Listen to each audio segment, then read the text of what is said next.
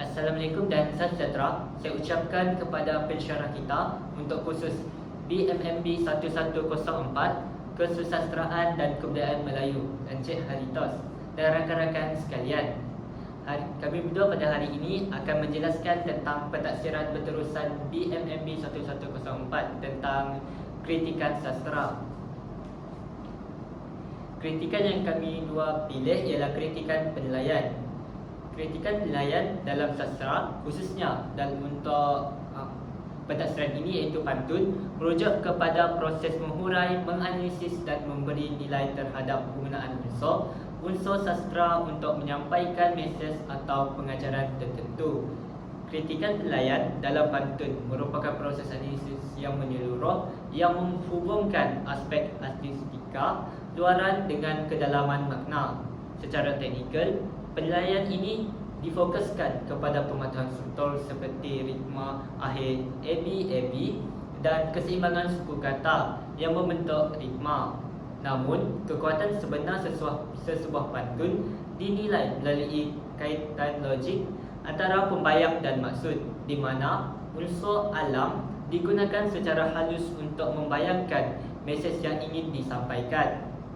Akhir sekali, proses ini bertujuan menghuraikan nilai didaktik dan pemikiran pengarang, memastikan penggunaan diksi yang indah bukan sekadar hiasan, tetapi berfungsi sebagai wadah penyampaian amanat, adab dan falsafah hidup yang mampu meninggalkan kesan mendalam kepada pembaca. Baiklah, kita akan teruskan kepada elemen-elemen kritikan penilaian. Yang pertama iaitu analisis simbolisme, yang kedua penilaian keberkesanan mesej, yang ketiga ialah kesesuaian aras dan konteks, dan yang terakhir iaitu kekuatan dan kelemahan karya. Baiklah, yang pertama iaitu analisis simbolisme, iaitu menilai sejauh mana simbol alam yang digunakan iaitu pembayang berjaya menggambarkan maksud tersirat yang ingin disampaikan. Contohnya, menilai penggunaan pelita sebagai simbol bimbingan guru yang menerangi kegelapan. Yang seterusnya ialah penilaian keberkesanan mesej, iaitu di mana untuk melihat keberkesanan karya dalam menyampaikan nilai murni dan adab kepada audiens sasaran. Sebagai contoh, menilai bagaimana pantun berjaya untuk membangkitkan rasa kasih dan hormat melalui analogi burung merpati dan pokok pohon senar. Seterusnya, yang ketiga iaitu kesesuaian aras dan konteks, iaitu menilai sama ada bahasa, struktur dan tema yang digunakan selari dengan tahap kognitif pembaca, contohnya murid tahun 4, serta memenuhi kriteria kurikulum pendidikan iaitu DSKP. Dan elemen yang terakhir iaitu kekuatan dan kelemahan, di mana kita untuk memberi pandangan kritis tentang impak visual atau emosi sesuatu simbol sambil mengenal pasti jika pendekatan yang digunakan masih bersifat tradisional atau memerlukan inovasi. Baiklah, mari kita beralih kepada pantun yang pertama iaitu pantun adab kepada guru, iaitu kalau hendak menanam padi, pilih tanah yang subur benar. Ilmu dituntut sepanjang hari, hormatlah guru, janganlah ikar. Rangkap kedua pula, guru ibarat pelita hati, menerangi jalan di kala gelap. Jasa mereka kekal abadi, ilmu berkat hidup pun mantap. Baiklah, penilaian yang pertama iaitu analisis simbolisme. Pantun ini menggunakan simbol menanam padi dan tanah subur sebagai perlambangan usaha yang untuk menuntut ilmu. Seterusnya, tanah subur melambangkan asas yang kukuh, manakala padi melambangkan hasil ilmu yang bermanfaat. Guru pula diibaratkan pelita hati, iaitu simbol cahaya yang menerangi kegelapan kejahilan. Simbolisme ini memperlihatkan kedudukan guru sebagai sumber ilmu dan panduan hidup kepada murid. Yang kedua pula, penilaian keberkesanan mesej. Mesej utama yang ingin disampaikan ialah hormat kepada guru merupakan asas keberkatan ilmu dan pembentukan sasya. Penilaian keberkesanan pantun ini pula, pantun ini berjaya membangkitkan kesadaran murid bahawa guru ialah sumber cahaya ilmu yang diibaratkan sebagai pelita hati. Simbolisme yang digunakan jelas dan mudah dikaitkan dengan pengalaman harian murid di sekolah. Mesejnya praktikal kerana menekankan bahawa kejayaan akademik tidak dapat dipisahkan daripada adab terhadap guru. Kesan sosialnya pula, pantun ini mendidik murid bahawa menghormati guru bukan sekadar tuntutan individu, tetapi juga nilai sosial yang menjamin keberkatan hidup dan keharmonian masyarakat. Yang ketiga pula, kesesuaian aras dan konteks. Bahasa yang digunakan ialah pantun ini ditulis menggunakan bahasa baku yang ringkas dan mudah difahami dan tidak mempunyai kosakata yang kabur atau terlalu abstrak sehingga menyukar pelajar menangkap mesej utama.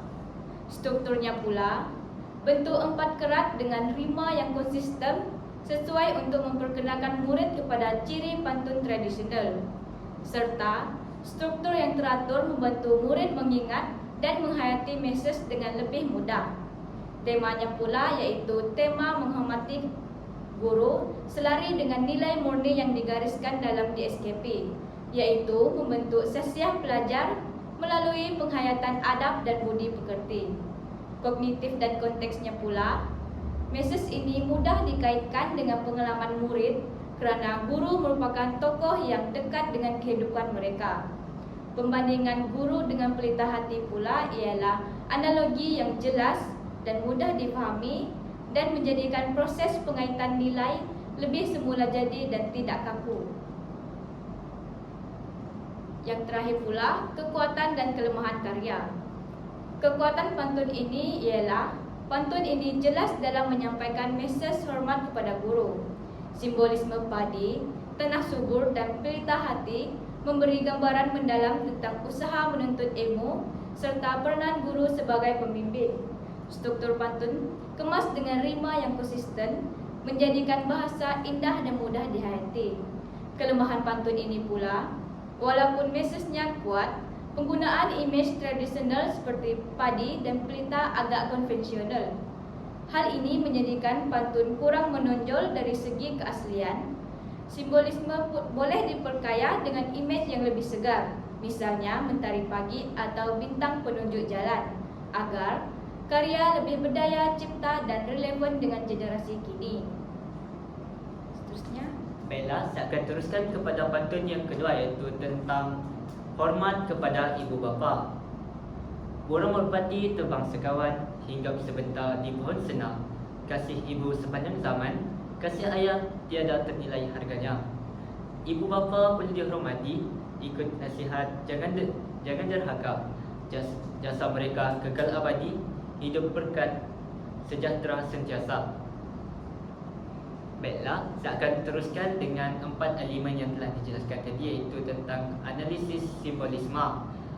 Simbol burung merpati dipilih kerana sifatnya yang jinak dan tidak garang. Ini melambangkan kelembutan kasih sayang ibu bapa yang tiada bertepi.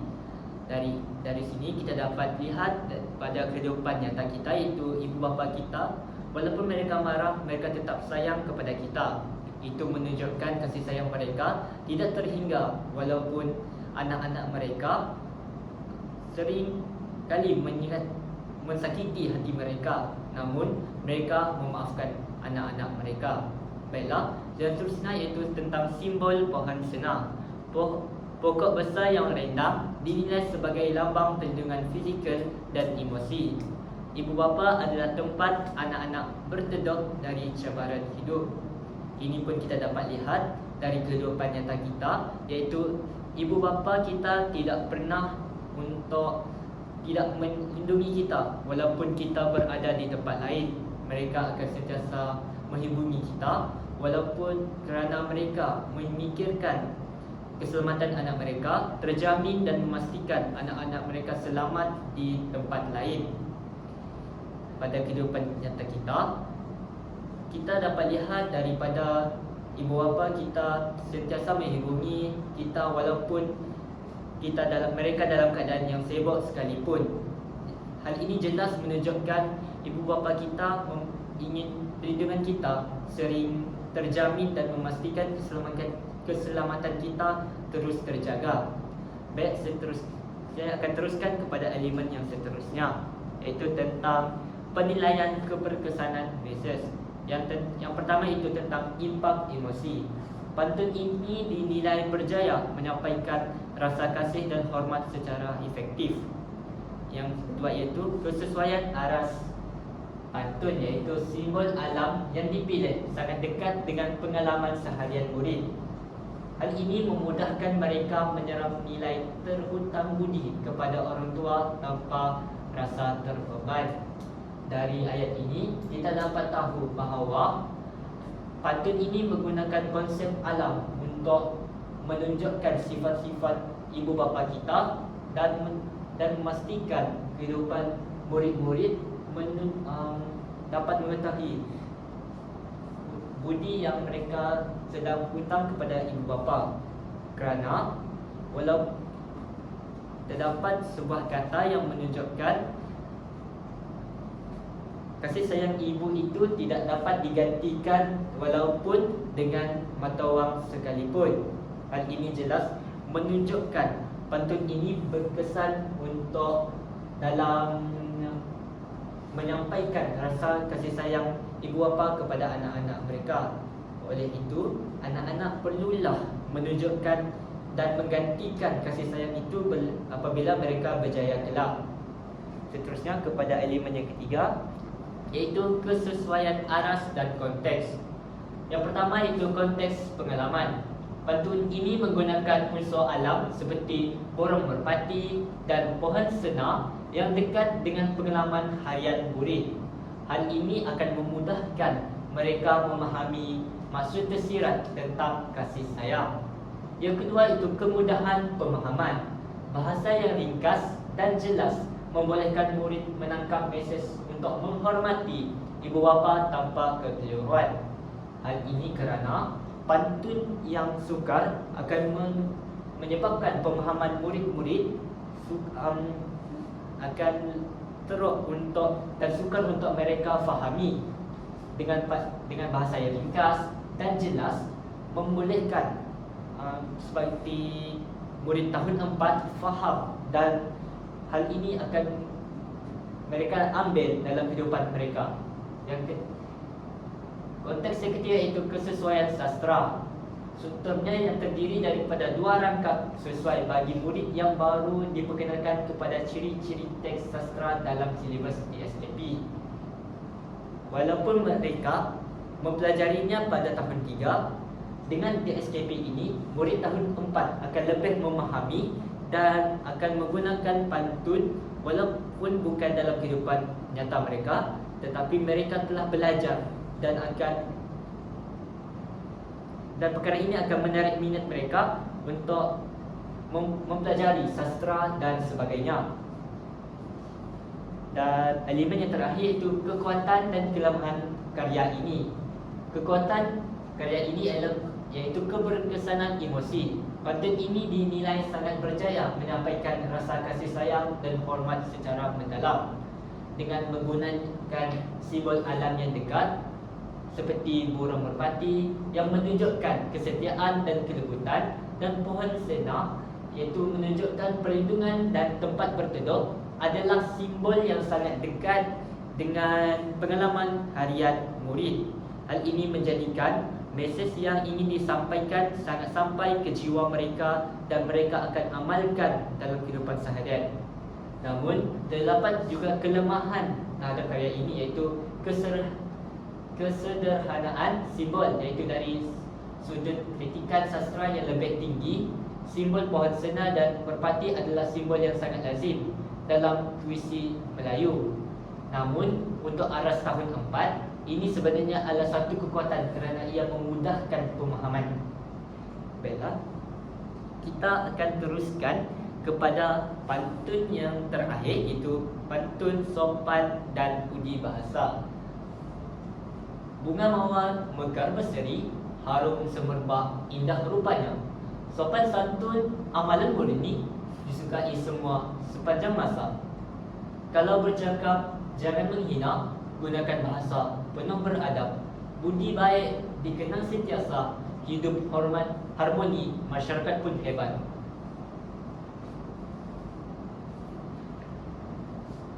Dari pantun ini, kita dapat menganalisis tentang simbolisme, iaitu simbol bunga mawar, iaitu penilaian dibuat terhadap sifat fizikal mawar yang mempunyai kelopak tersusun rapi, iaitu ketertiban dan warna yang menarik, iaitu menunjukkan keindahan dan tekstur yang lembut. Ia juga dikaitkan dengan manusia, iaitu kritikan dalam perkara ini menyatakan mawar adalah perlambangan bagi orang yang memiliki kesantunan.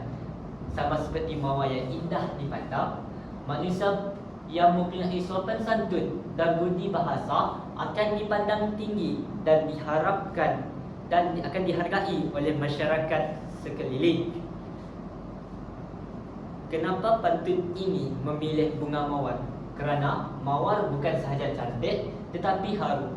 Harum itu melambangkan reputasi atau nama baik seseorang yang berbudi bahasa. Dari sini kita dapat lihat pengkarya menggunakan bunga mawar dan mengkaitkannya dengan manusia untuk memudahkan pemahaman generasi emas, iaitu murid tahun 4 hingga ke tahun 6. Hal ini jelas menunjukkan mawar yang indah dan harum, memastikan murid-murid mengetahui pentingnya berbudi bahasa dalam kehidupan mereka. Pada masa yang sama juga, dari pantun ini murid dapat mempelajari bahawa budi bahasa itu penting, dan sekiranya tidak berbudi bahasa, reputasi dan nama baik mereka juga akan hancur dan akan dipandang hina oleh masyarakat sekeliling. Baiklah, kita akan teruskan ke elemen seterusnya, iaitu tentang penilaian dan keberkesanan mesej. Mesej utama yang disampaikan dalam pantun ini iaitu tentang kesantunan adalah kecantikan sejati seseorang. Dari mesej utama ini kita dapat mengetahui sopan santun adalah cerminan jati diri kita. Dari situlah masyarakat sekeliling akan menilai kita sama ada kita orang yang baik, adakah kita dari situ juga orang sekeliling akan menilai kita bahawa kita berbudi bahasa, berdaya, bersopan santun dan sebagainya. Penilaian yang berkesan dari pantun ini iaitu perubahan persepsi. Pantun ini mencabar pemikiran murid tentang maksud cantik, iaitu melalui simbol bunga mawar. Mesej yang jelas, seseorang itu hanya benar-benar harum dan dihargai jika mereka mempunyai budi bahasa yang tinggi. Dari paparan ini kita dapat melihat iaitu perkataan harum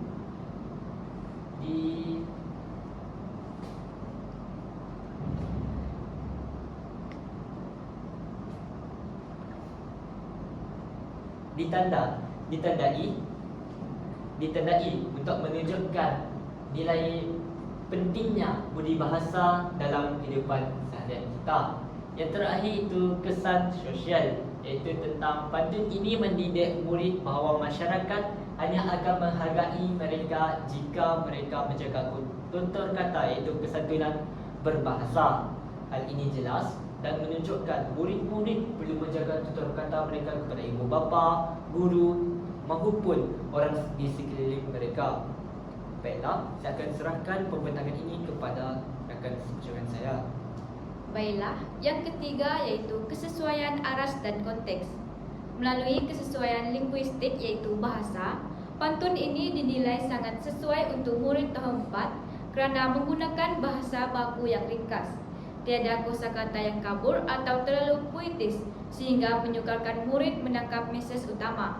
Maksudnya, murid tahun 4 dapat memahami pantun yang digunakan kerana menggunakan bahasa yang ringkas dan tidak menggunakan bahasa yang susah untuk dipahami kerana murid tahun 4 masih sekolah rendah. Seterusnya ialah kognitif dan konteks, iaitu murid berumur 10 tahun sangat mudah mengaitkan nilai murni dengan objek alam yang konkret, iaitu objek yang wujud dan selalu dilihat oleh murid berumur 10 tahun, serta konteks bunga mawar yang sangat dekat dengan mereka menjadikan proses pembelajaran nilai kesantunan itu lebih semula jadi, iaitu natural dan tidak kaku.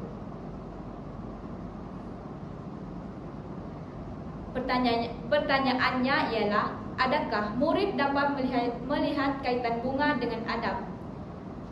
Murid dapat melihat kaitan bunga dengan adab kerana kecantikan bunga, iaitu bunga mawar, merupakan analogi yang paling mudah untuk kecantikan akhlak. Seperti yang saudara jelaskan tadi, bunga mawar menunjukkan bunga yang harum dan indah yang menunjukkan kepribadian seseorang, jati diri sebenar seseorang, kerana kecantikan bukanlah dari paras rupa sahaja tetapi jati diri seseorang. Maka murid dapat menilai maksud pantun tersebut, iaitu budi dan bahasa melalui bunga mawar. Seterusnya ialah kekuatan dan kelemahan karya. Baiklah, kekuatan karya ini iaitu penekanan terhadap kecantikan sejati.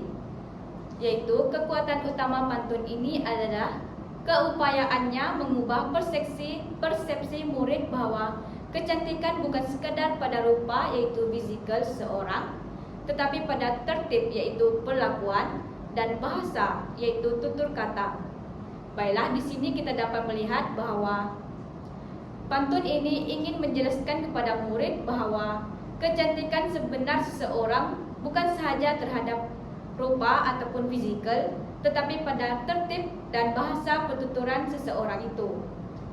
Oleh itu, murid dapat menilai seseorang melalui perbuatan, bahasa dan pertuturan seseorang. Seterusnya ialah rima dan irama, iaitu penilaian mendapati pantun ini mempunyai rima yang kemas dan menjadikannya estetik dan mudah untuk dideklamasikan oleh murid di dalam kelas.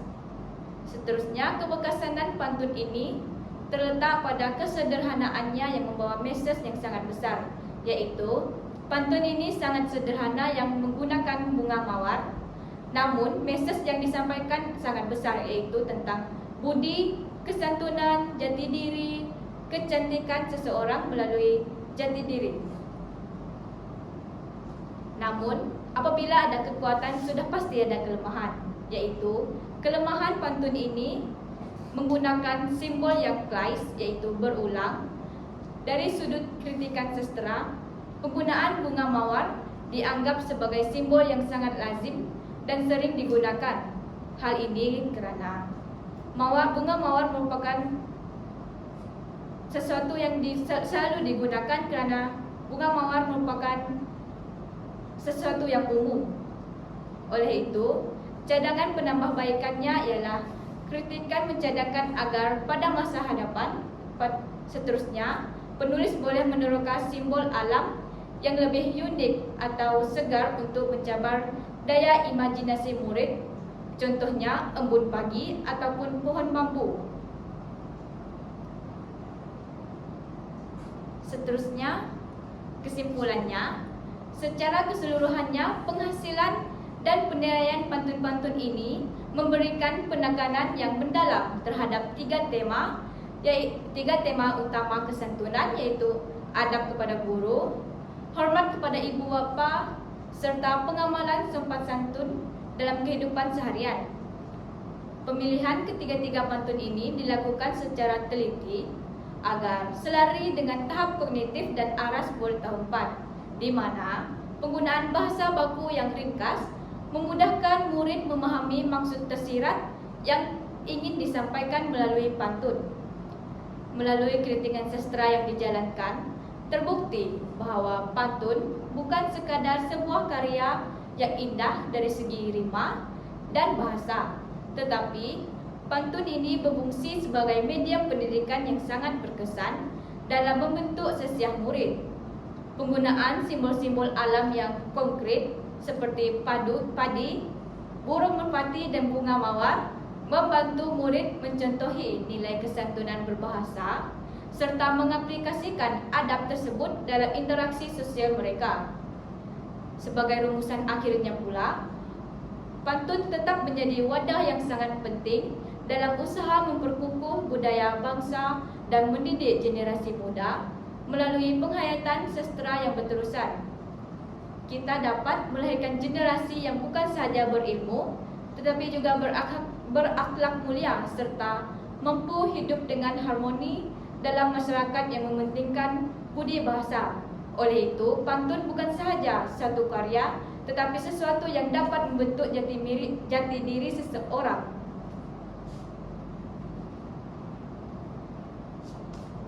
Baiklah, itu sahaja pembentangan kami pada hari ini. Sekian, terima kasih.